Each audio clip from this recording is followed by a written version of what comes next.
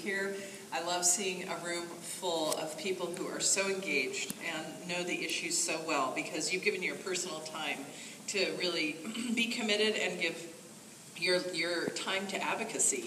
And if there's one thing we need, it's advocacy around our critical educational issues. Just by way of background, my first 2 years in the State Assembly, I had also a select committee on high-quality early childhood education. I know we're going to be focused on the formula today, but there's a lot moving in that whole realm of early childhood development and what we can do there. And for this 2-year session, I asked for a select committee on integrating STEM into our K, and I probably should have said preschool through grade 14 educational system, because I also think that's another huge transition and change that's coming about when we talk about how to really prepare our students, our kids, for the future. It's about the delivery system that we have and also the content. I have a bill that talks about funding Common Core and smarter balanced testing, and then, you know, right around the corner, of course, is our next generation science standards. So we're in an exciting transition period, but I truly and deeply believe as a teacher and parent and grandparent that we have to put the money into the schools so that our students and our teachers and the whole school system can actually be successful. Working through the budget process, I think we're in a really dynamic phase right now.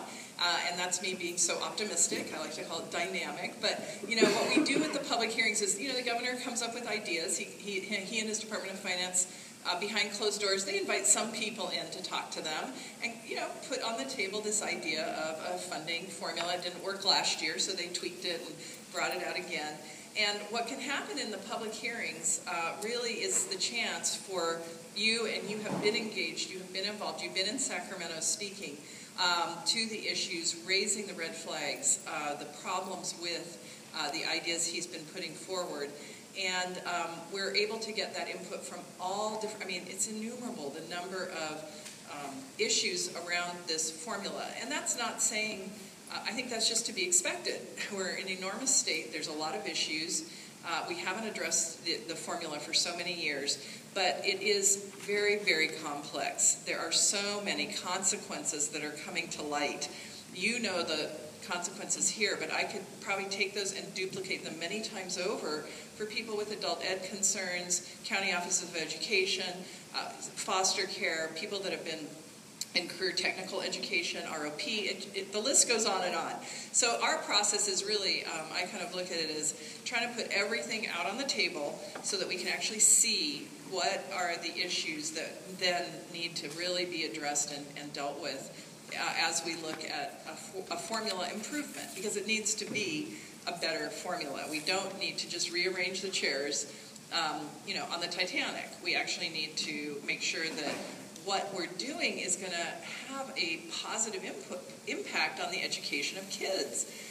Otherwise, it's not just to, let's make it simple, or let's, you know, let local districts be stuck holding the bag, you know, and that's one of my concerns is I think local control is really good, but it's only good if we're going to fund it. And I come from a county board of supervisors where, you know, we have a lot of local control. We have state mandates that we had to implement, and then we never had enough money from the state to do the job we were asked to do. And it's not a great place to be. And we really don't need to see our schools, you know, kind of get into that same dynamic. We've already been there, and we've already done so many cuts. So I think that it's a good discussion that we're having. I think the hearings that I've held on the finance side have been very clarifying. There's been a lot of exposure, which is what we want. You know, now the process is, okay, we've kind of laid out a lot of the flaws and the problems and the issues.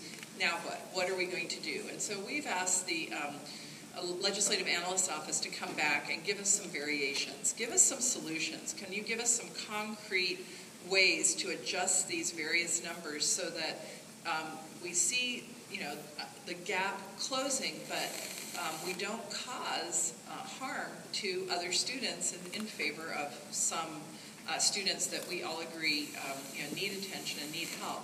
The timing issue is another a big one around this formula. You know, when is the right time to actually implement it? And is there a rush? And why is there a rush? I don't know. You know, I think there's a rush because the governor's really eager. This is his top priority, and then he wants to move on to water and high-speed rail. But that's my personal feeling about it. And I think we need to be driven by the right concerns, you know, and not by a false timetable that's put upon us, which is with a June 30th deadline, because that's when the budget's got to be done. So anyway, it's been very exciting. I'm so glad that you're here today to ask questions, and we're eager to really hear from you. Thank you.